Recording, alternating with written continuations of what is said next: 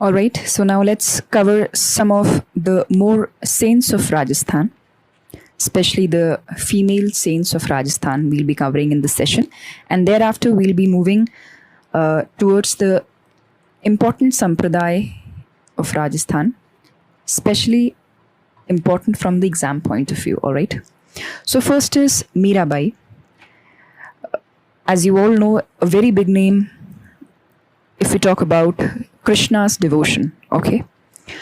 And I feel that our words have no power to describe the level of profoundness or depth Mirabai was having towards Lord Sri Krishna. Okay.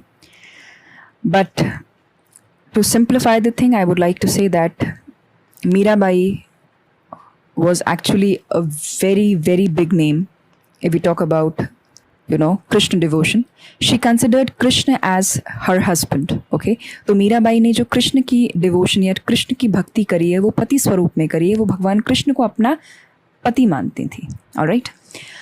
सो अगर उनका थोड़ा सा fact पर बात करी जाए तो शी वॉज बॉर्न इन पाली और उनके पिताजी का नाम था रतन सिंह जो बाजोली के फ्यूडल लॉर्ड थे, सामंत थे वो बाजोली के. अगर मीराबाई के परदादाजी की बात करी जाए तो जोधा जो रूलर थे जोधपुर के, वो इनके ग्रेट ग्रैंडफादर थे मीराबाई के. ओके. तो जोधा जी के दो बेटे थे, एक बीका जी एंड एक दूधा जी. तो बीका जो थे वो बीकानेर के रूलर थे और जो दूधा जी थे वो मेवाड़ के रूलर थे. ओके. ये भी कृष्ण के बहुत बड़े डिवोटी रहे हैं, दूधा जी भी. और दूधा जी के दो बेटे थे, एक वीरमदेव और एक रतन सिंह, जिनकी बेटी थी मीराबाई. ओके. और वीरमदेव जी के बेटे थे जयमल एंड मीराबाई के कज़न थे. ऑलराइट. और कहा जाता है कि रतन सिंह जी खानवा के वॉर में शहीद हुए थे. He died in the war of Khanwa. और बाजोली के ये सामंत थे क्योंकि मीराबाई से के ही फादर थे, इस वजह से ये इंपॉर्टेंट फैक्ट हो जाता है. ओके.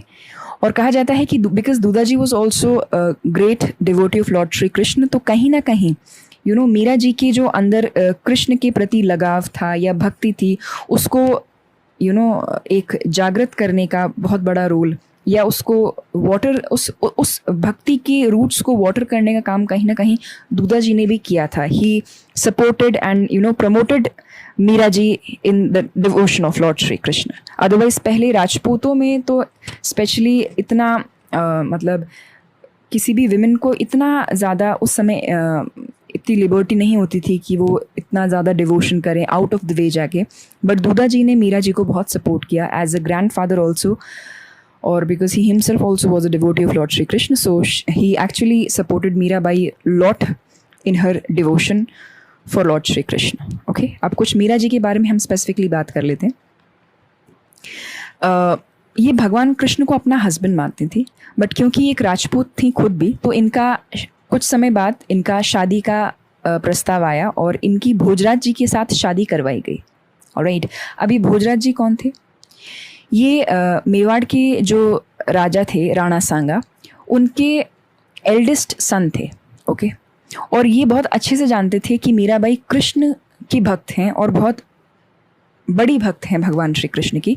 तो इवन आफ्टर गेटिंग मैरिड इनके बीच में कोई पति पत्नी वाला संबंध नहीं था. It was just a relationship of name sec. Okay. Because he knew that Mirabai is a very big devotee of lord Shri Krishna. तो हमेशा इन्होंने मीराबाई को सपोर्ट ही किया. इन्होंने कभी उनकी डिवोशन को अपोज नहीं किया and always supported her in the best veg possible. Okay. कहा जाता है कि भोजराज जी के अंतिम समय पर इनको भगवान श्री कृष्ण के साक्षात दर्शन हुए थे क्योंकि इन्होंने मीराबाई को हमेशा बहुत रिस्पेक्ट दिया था और एक बहुत ही रिस्पेक्ट की नज़र से ही देखा था और he never crossed his limits in any manner. उन्होंने मीराबाई के संकल्प को हमेशा साथ के रखा था कि वो भगवान श्री कृष्ण को ही अपना पति मानती हैं और किसी को नहीं मानती. तो उस बात की रिस्पेक्ट करते हुए he never crossed his line and always maintain that decorum. तो इस वजह से कहा जाता है कि अंतिम समय पर इनको भगवान श्री कृष्ण के भोजराज जी को साक्षात दर्शन हुए थे बिकॉज उन्होंने मीराबाई जो कि भगवान श्री कृष्ण की शुद्ध भक्त थी उनकी हर तरीके से हेल्प करी थी, हर तरीके से सपोर्ट किया था. ऑलराइट. तो भोजराज जी जो थे वो राणा सांगा के बेटे थे. ऑलराइट. अब हम अगर मीराबाई की तरफ आए वापस तो संत रैदास हुए हैं जिनके सत्संग काफ़ी पॉपुलर थे मीराबाई के टाइम पर थे वो एक दलित संत. बट क्योंकि मीराबाई तो सिर्फ कृष्ण को ही सब कुछ अपना मानती थी, तो जो भी संत, चाहे वो किसी भी कास्ट से बिलोंग करते हों, अगर वो कृष्ण की प्रीचिंग कर रहे हैं या कृष्ण के भजन कर रहे हैं या कृष्ण का कुछ भी उत्सव मना रहे हैं, तो मीराबाई ज़रूर उसमें पार्टिसिपेट किया करती थी। तो आप ये कह सकते हैं कि in that era also Mirabai shattered many status Q. Like उन्होंने दलित संत रैदास जी के बहुत सत्संग अटेंड करे। ओके उनके हस्बैंड की डेथ के बाद उन्होंने कोई सती परफॉर्म नहीं करा, बिकॉज वो एक्चुअली में भगवान कृष्ण को ही अपना सर्वस्व और सब कुछ मानती थी, भगवान कृष्ण को ही अपना हस्बैंड मानती थी, और उन्होंने अपनी लाइफ को कृष्ण भक्ति के लिए ही डिवोट किया था। ओके तो उन्होंने सती परफॉर्म नहीं करी। तो being a Rajput also she did not perform sati. तो ये एक बहुत बड़ा स्टेटस क्यों उन्होंने शैटर किया।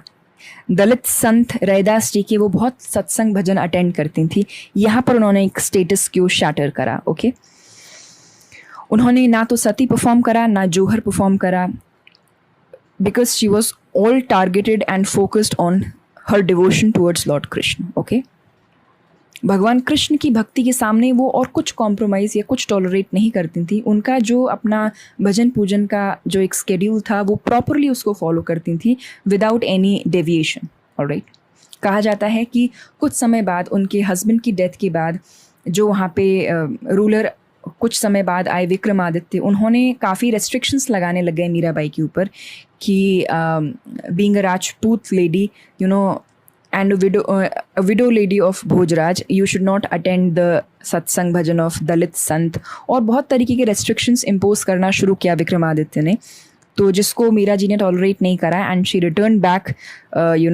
To her cousin. ऑलराइट और उनके वापस वो जयमल के पास मेड़ता लौट गई थी, क्योंकि जयमल तो दूधा जी के ही पोते थे, तो उन्होंने तो शुरू से ही पूरा भक्ति भाव देखा था, तो उन्होंने तो अपनी बहन को हर तरीके से मीराबाई को सपोर्ट किया। तो जब क्योंकि मीराबाई तो एक संत ही थी, उनकी तो पदवी संत से भी बहुत दिव्य थी, तो इस वजह से मीराबाई का जब रेस्ट्रिक्शंस लगाना शुरू कर दिया विक्रमादित्य ने, तो वो वापस मेड़ता अपने घर पे अपने कज़िन जयमल के पास वापस लौट आई थी, ताकि उनका फ्लॉलेसली डिवोशन चलता रहे, उनकी जो भक्ति और पूजन था वो उसमें प्रॉब्लम या बाधा नहीं आए। So she return back to Jaimal in Merta. Okay कहा जाता है कि मीराबाई का जो एंड का पीरियड था उसमें वो द्वारका गई थी। उन्होंने जयमल से बोला था कि मैं अब थोड़ा सा एक रिलीजियस टूर पे निकलना चाहती हूँ। तो वो काफ़ी जगह जो रिलीजियस स्पॉट्स थे जहाँ पे कृष्ण टेम्पल है या कृष्ण से रिलेटेड चीज़ें हैं, वहाँ पे उन्होंने अपना एक रिलीजियस ट्रिप किया था, और अल्टीमेटली वो द्वारका में जाके काफ़ी समय तक रही थी। और जब जयमल के यहाँ से लोग उन्हें वापस लेने आए, तो कहा जाता है कि वो भगवान कृष्ण के मंदिर में द्वारका में दर्शन करने गई, और वो उन्हीं की श्री विग्रह में, उन्हीं भगवान कृष्ण की मूर्ति में जो कि द्वारिका में है, उसी में सशरीर विलीन हो गई। कहा जाता है कि जब सब लोग देखने आए उस मंदिर में कि मीरा जी कहाँ गई, तो भगवान कृष्ण की मूर्ति में से उनका दुपट्टे का एक छोटा सा कपड़ा लटकता हुआ मिला, विच शोज़ कि वो उन्होंने सशरीर भगवान कृष्ण में वो समा गई थी। So such a great saint she was. Okay तो लास्ट में उनका जो टाइम था वो द्वारका में निकला था। ओके इन्हें राजस्थान की राधा कहा जाता है। इन्होंने बहुत सारी भजन लिखे हैं, बहुत सारी बुक्स लिखी हैं, जिनमें कुछ जो प्रोमिनेंट हैं वो हैं पदावली, गीत गोविंद, सत्याभामानु रूसनो, नरसी जीरो मायरो। ये जो बुक थी नरसी जीरो मायरो, इन्होंने रत्ना खाटी की हेल्प से लिखी थी। तो ये कुछ इम्पोर्टेंट, वैसे तो मीराबाई के लिए जितना भी कहा जाए और समझाया जाए उतना कम है, पर एग्ज़ाम पॉइंट से जो आपके रेलिवेंट इन्फॉर्मेशन थी वो हमने इनकॉर्पोरेट करी है। सो आई होप मीराबाई का जो टॉपिक है वो आपको क्लियर हुआ होगा। इसी तरीके से एक और संत हुई राजस्थान में, जिनका नाम था गवरी बाई। इनको वागड़ की मीरा कहा जाता था। ठीक है, जो वागड़ जो एरिया होता है राजस्थान में, ये वहाँ के थे गवरी बाई, तो इसलिए इनको वागड़ की मीरा कहा जाता था। ठीक है, ये मेनली डूंगरपुर से थे। ये भी कृष्ण डिवोटी थी बहुत बड़ी। ओके और जो राजा शिव सिंह थे, इन्होंने बाल मुकुंद मंदिर बनवाया था गवरीबाई के लिए, which was later known as Gavribai mandir. बाद में इन्हीं के नाम से वो मंदिर प्रचलित हो गया, पॉपुलर हो गया, और बनवाया था ये मंदिर राजा शिव सिंह जी ने। ऑलराइट, तो इनको वागड़ की मीरा कहा जाता है। फिर अगर अपन रानाबाई की बात करें तो ये एक और सेंट हुई है राजस्थान की, जिनको राजस्थान की दूसरी मीरा कहा जाता है। रिमेंबर, गवरीबाई को वागड़ की मीरा कहा जाता है और रानाबाई को राजस्थान की दूसरी मीरा कहा जाता है। इस सब उपाधियों से आप ये समझ सकते हो कि मीराबाई कितनी बड़ी संत थी कि उनके नाम पर दूसरे और संतों को उपाधि दे दी गई, कि कोई वागड़ की मीरा बता दी, कोई राजस्थान की दूसरी मीरा बता दी। तो इससे आप समझ सकते हैं कि Mirabai herself was such a great saint. Alright, तो रानाबाई जो थी ये राजस्थान की दूसरी मीरा कहलाती थी। ये हरनाबा में इनका जन्म हुआ था। इनके फादर का नाम था राम गोपाल और मदर का नाम था गंगाबाई। ओके, इनका फेयर लगता है भाद्रपद में शुक्ल त्रयोदशी को, ऑन द 13th ऑफ शुक्ल त्रयोदशी भाद्रपद इनका मेला लगता है। इनके जो गुरुजी थे उनका नाम था चतुरदास पालड़ी। ओके, और कहा जाता है कि रानाबाई ने जीवित समाधि ली थी। ओके, मोस्टली ऐसा होता है कि आफ्टर द डेथ ऑफ संत उनकी समाधि बना दी जाती है, पर इन्होंने जीवित समाधि, लाइव समाधि इन्होंने ली थी। ठीक है, और कहा जाता है कि जो जोधपुर के राजा हैं अभय सिंह, उन्होंने इनसे हेल्प मांगी थी जब उन्होंने अहमदाबाद का वॉर लड़ा था अगेंस्ट बुलंद खान।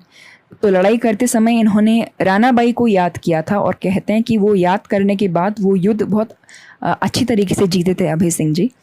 तो इस वजह से भी एक स्टोरी इनके लिए प्रोमिनेंट है रानाबाई के लिए, कि एक तो उन्होंने जीवित समाधि ली थी और अभय सिंह जी जो थे उनको युद्ध में इन्होंने मतलब इनको सिर्फ याद किया था, तो इनकी आशीर्वाद से अभय सिंह जी ने वो वॉर जो था वो जीत लिया था। So it was all about Ranabai. Then एक भक्त हुए हैं भक्त कवि दुर्लभ। ओके, इनको वागड़ का नरसिंह बोला जाता है।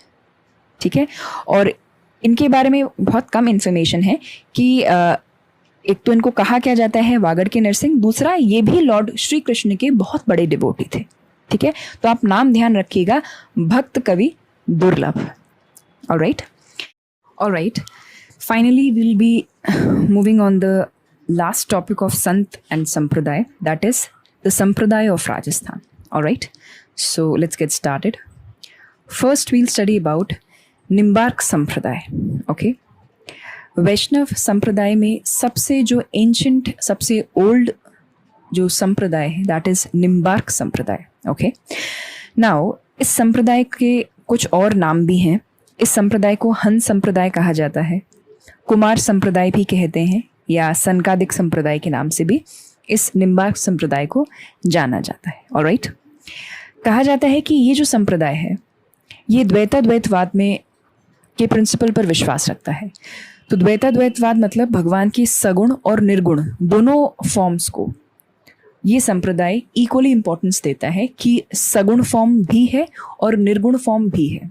ऑलराइट, तो दोनों ही प्रिंसिपल को ये इक्वली सेटिस्फाई करता है इस पर्टिकुलर संप्रदाय का प्रिंसिपल, जिसको हम द्वैताद्वैतवाद कहते हैं। ऑलराइट, ये मोस्ट एंशंट संप्रदाय है among all the 4 Vaishnav sampradays. Alright, कहा जाता है इसमें जो मेन, जो इसके पीठाधीश्वर हैं, जो मेन इसमें जो फाउंडर हैं इस संप्रदाय के, वो हैं भगवान निम्बार्क।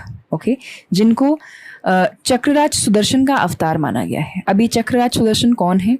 जो भगवान विष्णु जिन चक्रराज को अपने हाथ, अपनी उंगली में धारण करते हैं, वो हैं सुदर्शन चक्र। ठीक है, उनको चक्रराज सुदर्शन कहते हैं। और इनके ह्यूमन फॉर्म है भगवान निम्बार्क। तो ये जो संप्रदाय है, ये सुदर्शन संप्रदाय, सुदर्शन चक्र का जो संप्रदाय है वो भी निम्बार्क संप्रदाय हम मान सकते हैं। ठीक है, बिकॉज जो भगवान निम्बार्क थे ये इनकारनेशन है चक्रराज सुदर्शन के। ठीक है, तो इन्होंने, चक्रराज सुदर्शन ने कहाँ जन्म लिया? In the ashram of Maharshi Shri Arun. Okay, by the womb of mother Jayanti Devi. ठीक है, तो जयंती देवी के जो हस्बैंड थे महर्षि श्री अरुण, उनके बेटे के अवतार में इन्होंने, चक्रराज सुदर्शन ने जन्म लिया था, जो आगे चल के भगवान निम्बार्क की जिनको उपाधि मिली। ठीक है ना, तो जब ये पैदा हुए थे तो उस समय इनकी माता जी ने, इनकी मदर ने इनका नाम रखा था नियमानंद. सो रिमेंबर, भगवान निम्बार्क जो है उनका ओरिजिनल नाम जो उनकी मदर ने रखा था when he was born, that time his name was Niyamanand. Okay, कहते हैं he is the first acharya और you can say founder of this sampradaya. Alright, आप ये देख सकते हैं, ये जो पिक्चर है ये भगवान निम्बार्क की है. ऑलराइट, और ये जो एक पिक्चर है यहाँ पे, ये पर्टिकुलर पिक्चर, ये बहुत ही छोटा शालिग्राम हम कह सकते हैं जिसकी पूजा होती है वैष्णव संप्रदाय में. कहते हैं ये नारद मुनि ने भगवान निम्बार्क को ये जो शालिग्राम है ये सौंपा था. और ये जो शालिग्राम है ये बहुत छोटा, इसको मैग्नीफाइंग ग्लासेस से ही देखा जाता है. ये आज भी सलीमाबाद में जो निम्बार्क संप्रदाय की मुख्य पीठ है, जो कि अब निम्बार्क तीर्थ के नाम से जानी जाती है, वहाँ पे इसके आज भी दर्शन होते हैं. ये जो छोटा सा शालिग्राम है ये राधा और कृष्ण का युगल स्वरूप माना गया है. ठीक है, तो आज भी इसके दर्शन होते हैं. आप ये देख सकते हैं पिक्चर में भी इसको मैग्नीफाइंग ग्लास से दिखाया गया है. ओके, तो ये उतना पुराना शालिग्राम है. ये साक्षात युगल उपासना जो लोग करते हैं उनके, ये आप एक कह सकते हैं एक भगवान स्वरूप हैं ये शालिग्राम. ओके, तो ये आज भी निम्बार्क पीठ पर आप इनके दर्शन कर सकते हैं. सो ये निम्बार्काचार्य की पिक्चर है. Now let's move on to the further details. तो इस संप्रदाय के फॉर्म होने से पहले इस संप्रदाय को हंस संप्रदाय कहा जाता था. ठीक है, या संकादिक संप्रदाय कहा जाता था. ऑलराइट, तो ये कुछ नाम है इसके, हंस संप्रदाय या संकादिक संप्रदाय, और कुमार संप्रदाय या देवर्षि संप्रदाय. देवर्षि संप्रदाय मतलब कि देवर्षि नारद जी ने भगवान निम्बार्क को हंस भगवान की टीचिंग्स आगे समझाई थी और कैरी ऑन करने के लिए बोली थी, इसलिए इसको देवर्षि संप्रदाय भी कहा जाता है. Alright, this is because the first acharya was Shri Hans Bhagwan, the swan incarnation of Shri Radha Krishna. जो हंस भगवान थे ये राधा और कृष्ण के दोनों के अवतार थे, स्वान अवतार थे. ऑलराइट, तो एक्चुअली में अगर अपन एकदम इनिशियल बात करें तो इनिशियली तो ये हंस भगवान का संप्रदाय था जिन्होंने राधा कृष्ण के फॉर्म में अपना जन्म लिया था. और ये जो डिटेल है ये हमको कहाँ देखने को मिलती है? In the 11th Skanda of Shrimad Bhagavatam.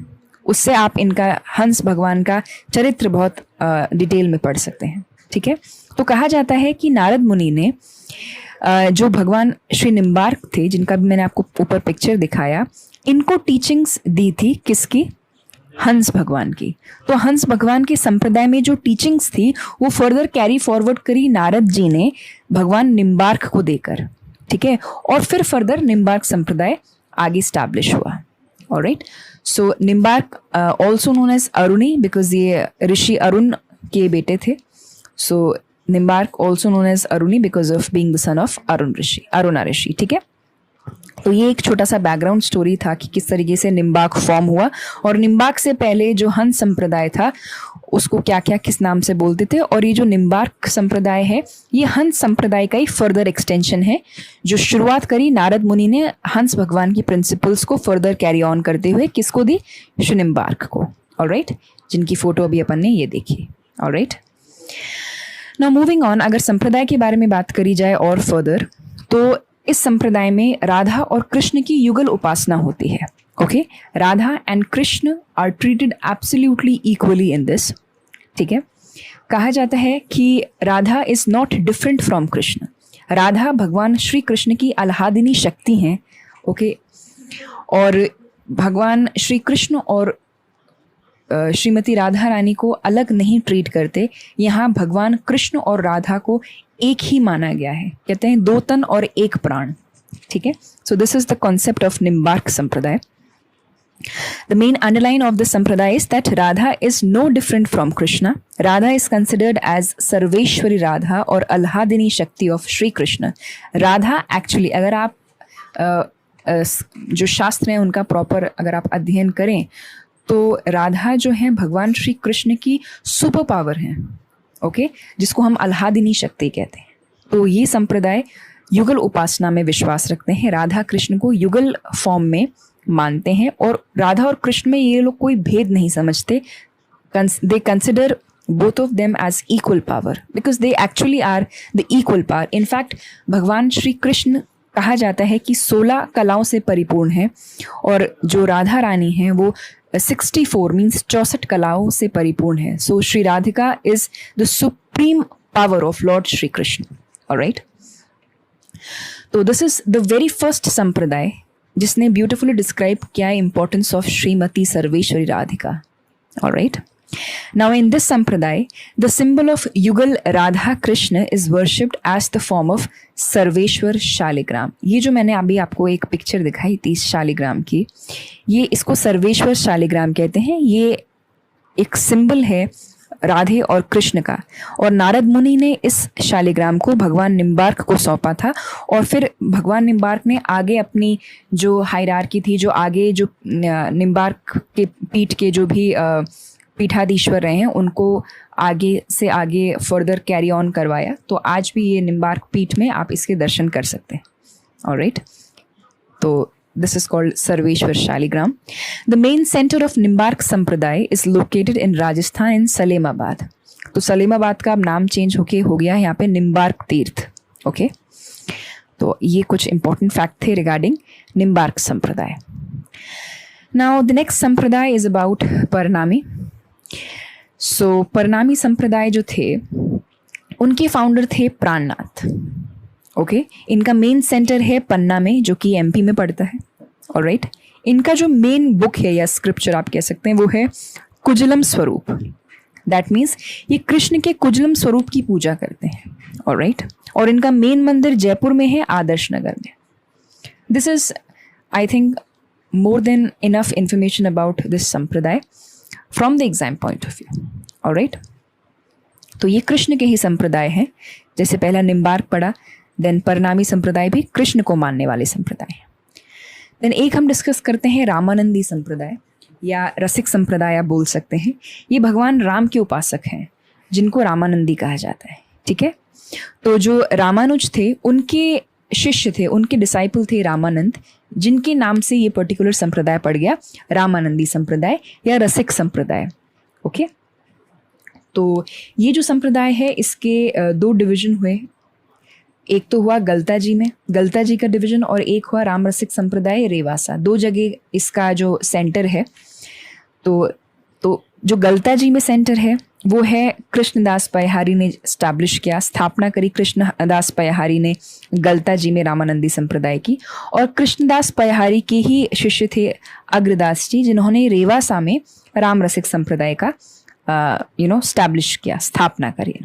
Alright, then further Galta ji के ही एक नेक्स्ट आप बोल सकते हैं, इनके कृष्णदास पयहारी के ही फर्दर शिष्य या उनके ही फॉलोअर थे पृथ्वीराज, जिनकी वाइफ थी बालाबाई, जो इक्वल डिवोटी थी. ऑलराइट, और ये भी गलता जी के ही पर्टिकुलर हायरार्की में डिसाइपल्स रहे हैं. और अगर गलता जी की स्पेशली बात करी जाए तो एक ऋषि हुए हैं ऋषि गालव जी, उनकी तपोभूमि कहते हैं गलता जी को, जहाँ पे अब रामानंदी संप्रदाय ने अपना होल स्टैब्लिश कर लिया है. ठीक है, यहाँ पे बहुत फेमस सूर्य टेम्पल भी है, बहुत ही एंशंट सन टेम्पल है यहाँ पे गलता जी में. ओके, यहाँ पे बहुत सारे मंकीज़ भी आप देख सकते हैं, इसलिए इसको मंकी वैली भी कहा जाता है. और इसको उत्तरी तोताद्री भी एक नाम से जाना जाता है गलता जी को. सो this was all about Ramanandi संप्रदाय. ये भगवान राम को मानते हैं, और फर्दर इनके जो सेंटर डिवीजन है वो हमने पढ़ लिए. एक गलता जी है जिसको कृष्णदास पयहारी जी ने स्टैब्लिश किया है, और उन्हीं के डिसाइपल हैं अग्रदास जी, जिन्होंने रेवासा में रामानंदी संप्रदाय का सेंटर स्टैब्लिश किया है. Alright, so this was about Ramanandi संप्रदाय और रसिक संप्रदाय. देन एक है राम स्नेही संप्रदाय. ऑलराइट, एक्चुअली ये रामानंदी संप्रदाय वाले ही लोग हैं, पर कुछ मतलब पर्टिकुलर ग्रुप में सगुन उपासना के ये लोग खिलाफ हो गए, क्योंकि कुछ इन लोगों ने हो सकता है कुछ आडंबर या कुछ मैनिपुलेशंस देखे हों, तो इन्होंने एक अपना संप्रदाय क्रिएट कर लिया राम स्नेही संप्रदाय, और उसको निर्गुण भक्ति में उन्होंने कन्वर्ट कर दिया.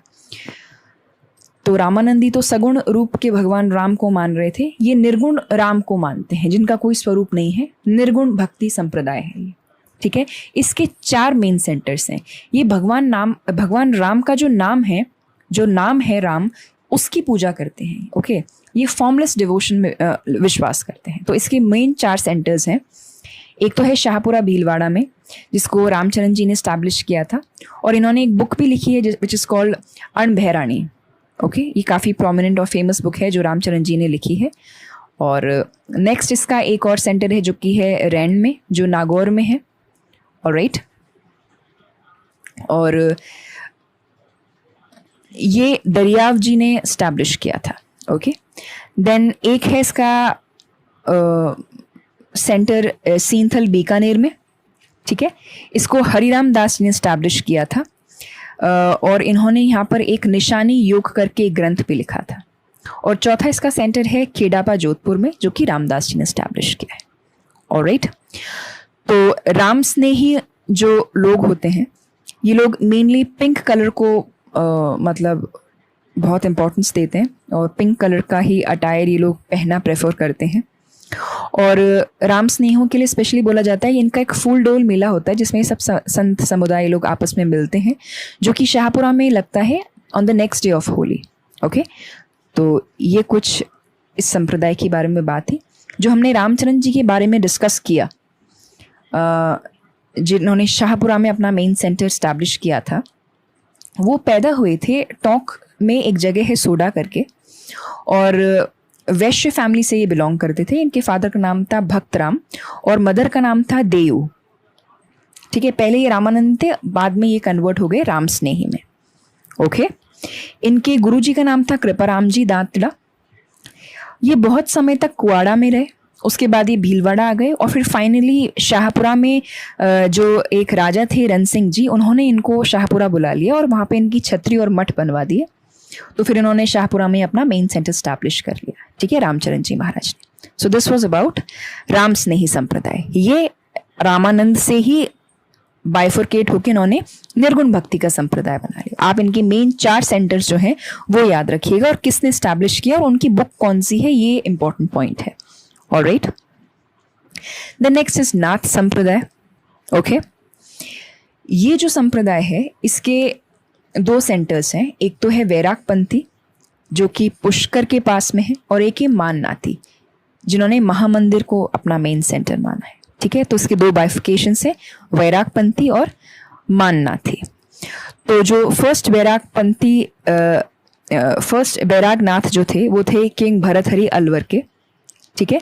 और ये जो वैरागपंथी है, ये है एट द प्लेस राताडूंगा, ठीक है, पुष्कर के पास ये जगह है। और जो पहले बैरागनाथ थे वो थे किंग भरतहरि, जो कि अलवर से थे।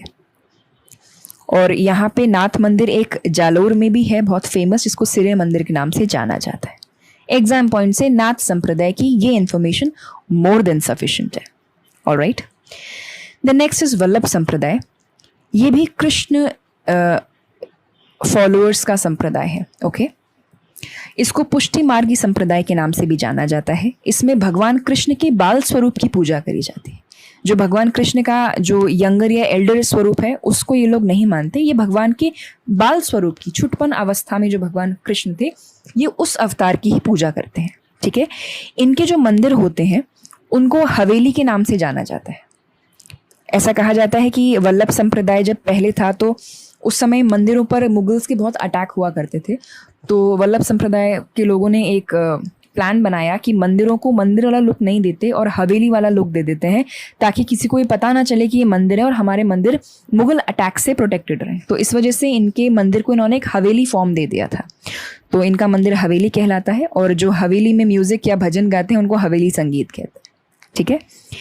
इनके एक पिचवाई आर्ट बहुत फेमस होता है। वो क्या होता है कि कृष्ण लीला का पिक्चराइजेशन होता है भगवान कृष्ण की मूर्ति के पीछे। अब कृष्ण की मूर्ति के पीछे या तो दीवार होगी या पर्दा होगा, तो या तो उनकी पिक्चराइजेशन उस कर्टन पर होती है या पिक्चराइजेशन वॉल पर होती है। बिकॉज वो कृष्ण मूर्ति के पीछे होती है, इसलिए उसको पिचवाई आर्ट कहा जाता है, ठीक है। टोटल वल्लभ संप्रदाय के 41 टेम्पल्स हैं।